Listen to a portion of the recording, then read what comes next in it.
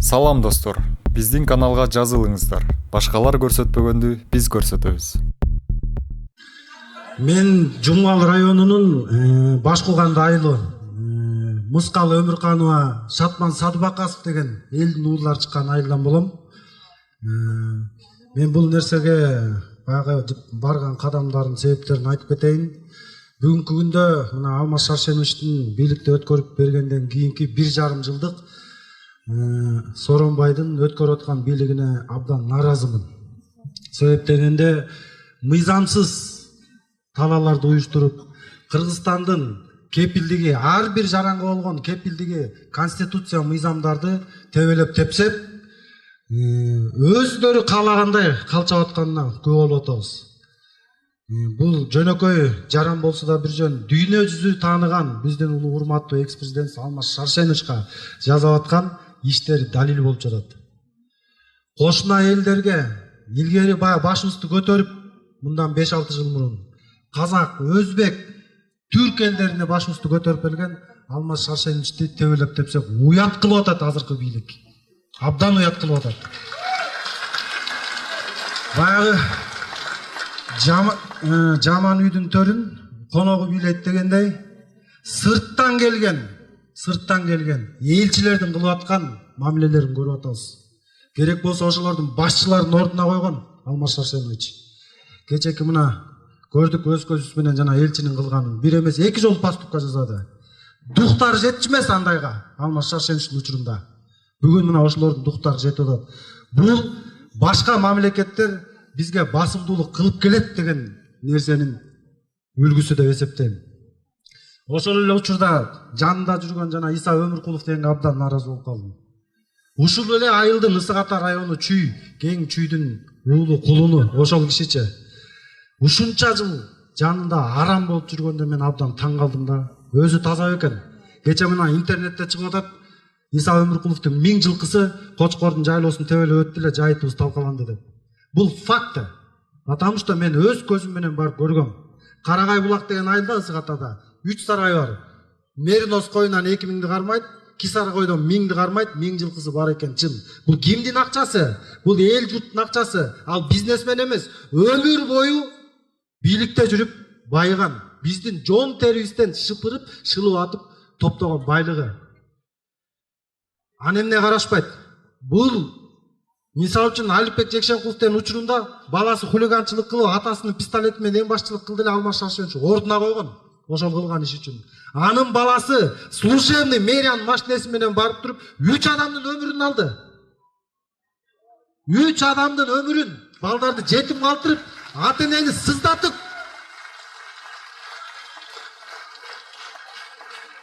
Карапайымга шаардын айланасында, ак өргө, ак ордо, биякча Сокулук тарапта ушундай бир 4 комната бөлмөсүн менчиктештире албай, жерге жетпей жүргөндө Алмаз Шаршенович аркалуу жарыяланган мораторияны жер боюнча көзгө илбей туруп Ататүрк паркын тоногон саткан Иса Өмүркулов. Эмне үчүн жооп бербейт ага? Мен ошол кишиге абдан нааразымын. Бүгүнкү күндө мына ак үйдү чын-чынын алганда чимкирик тагылдык, какырык тагылдык. Баягы ачуу сөздө да арам жок, кечир постар ак үй эмес, бог үйгө айланып калды ал 3. Кадыр баркы кетти. Ушул жерде биздин тарапта турган 5 гана киши, биздин тарапташ мына Ануар байке, Асел эже, биздин Карамат эже, Мадимин байке, ошолордун аркасынан ак үй болуп турат. Чын-чынын айтканда. Калгандары бүттү. Баарыбыз көрдүк кимдин ким экенин. Улуу элде бизде Кыргызда катуу бир жөнөкөй намектор болгон да. Мына биз баягы эт таласында чоңойгон балдарбыз. Ар бир устакан өзүңүздөр билесиздер, сый, жай, ордорду менен берилет.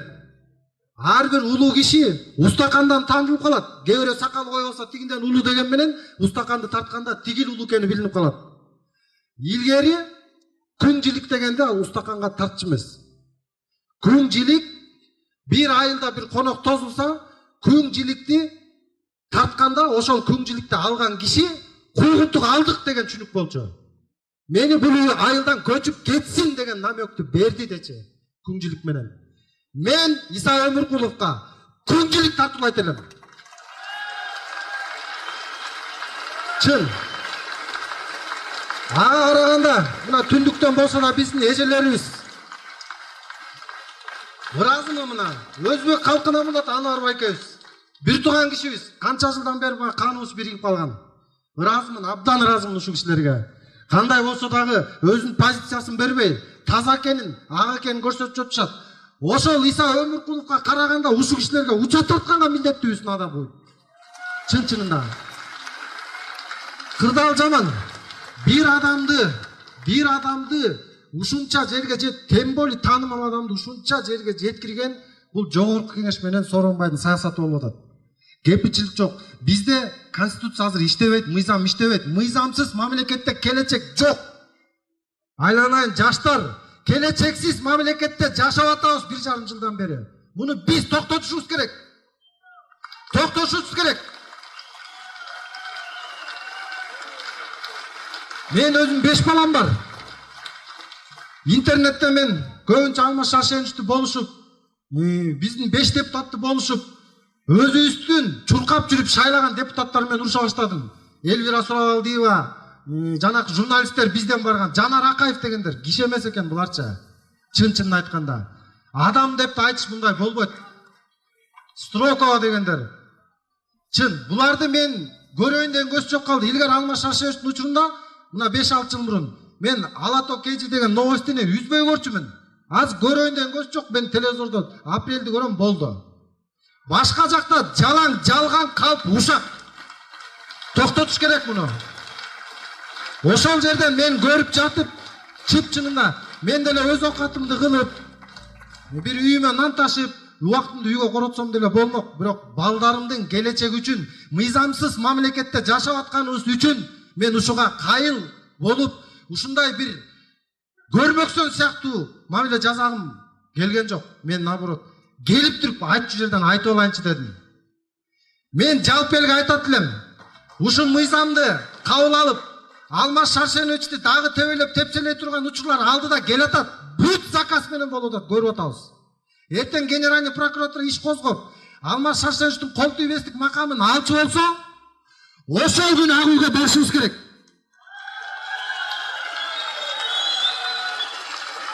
Жаштар, мен ушуга үндөйт элем. Ташиып секирген забордон биз да секире алабыз. Мындай бийликтин кереги жок. Мындай максатсыз, келечексиз башкаруунун кереги жок. Сооронбай Жээнбеков кетсин. Чимкирик депутаттар тезинен кетсин. Мына кече күнү информация тарады. 200 спецназ алып келиптир Оштон. Шоско деп. Ошолор менен Алмаз Шаршеновичти алабыз деген ниети бар экен. Булар деген от менен ойноп атат, түндүк менен түштү кайраштырып туруп, гражданский согушка алып барган жатат. Биз 200 жокерден коркпойбуз. Элдик кошундар бар. Сакчы, ар кандай 40 жоло деген кошундар бар. Ошол жигиттерге айтат элем, көздүн карегинде Алмаз Шаршеновичти сактайлы. Мына дагы бир айтчу нерсем, баягы алыскы туугандан жакын кошун окуп коет.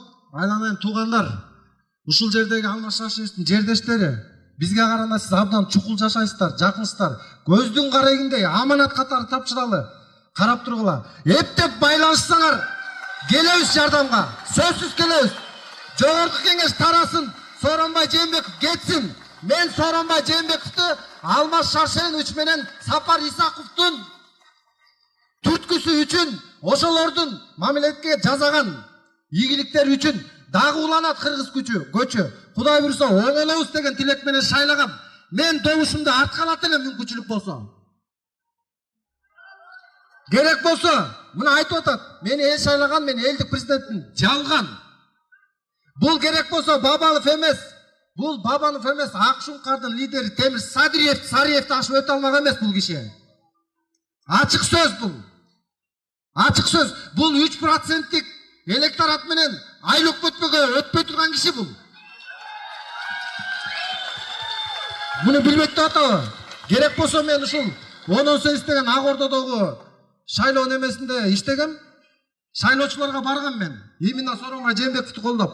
Мен шайлабайм дегендер болгон. Мен андан көрө Бабановду шайлайм. Мен андан көрө тигини шайлайм, муну шайлайм дегендер. Айланайындар шайлап коюлатчы. Алмаз Шашевич келечекти түздү. Жаш балдарды алып келди. Күчтүү технократтар келди. Азыркы заманбап технология менен тез өнүгөбүз. Кийинки президентибиз Сапар Исаков кача Сапар үчүн шайлап коюлатчы дегенде макул деп барып голос бергендер эдим. Азыр мени сөгүп атышат. Урматтуу ошол шайлоочуларым, силерден да кечирим сурайм. Менин биринчи талабым мыйзамсыз мамлекетте азыр жашап жатабыз. Мыйзамсыз кадамга өздөрү түрткү болуп атат. Керек болсо мыйзамсыз кадам менен Алмаз Шаршеновичти сактайлы. Единственный бир киши канакей азыркы бийликке учурунда Атамбаевдин учурунда баары сүйлөөчү, каалагандай сүйлөөчү. Оозу ошту карап, башка жагы чүйдү карап, каалашча сүйлөөчү. Чын. Эч кимге эч кандай куугунтук басым болгон эмес. Канакей азыр сүйлөп аткан Бекназаров. Канакей Акшумкардын лидери. Канакей ошондогу оозун чойгондор эмне үчүн сүйлөбөйт азыр? Анткени коркушат. Анткени саясий репрессия бул жерде болуп атат. Булар бут тоскон кишини алып барып ГПМ менен камап, мыйзамсыз иштерди коргоп, козгоп, жок кылып жатат четинен. Булар ошондон коркуп чыкпай калышты. Единственный бир киши мамлекет боюнча каршы чыгып аткан Алмаз Шаршенович. Биз бул кишини колдоп, ушул кишинин акылы менен, бирок биздин колубуз, жүрөгүбүз менен алышыбыз керек бийликте. Мен коркпойм чын-чында. Коркпай калдым. Негизи коркчумун, усе коркпай калдым. Анткени мен бала чакамдын жана мамлекеттигимдин келечеги үчүн гана корком. А бирок Сооронбайдан, Сокеден коркпойм, Соке сенден. Алшалар, Фархат, рахмат. Кетсин.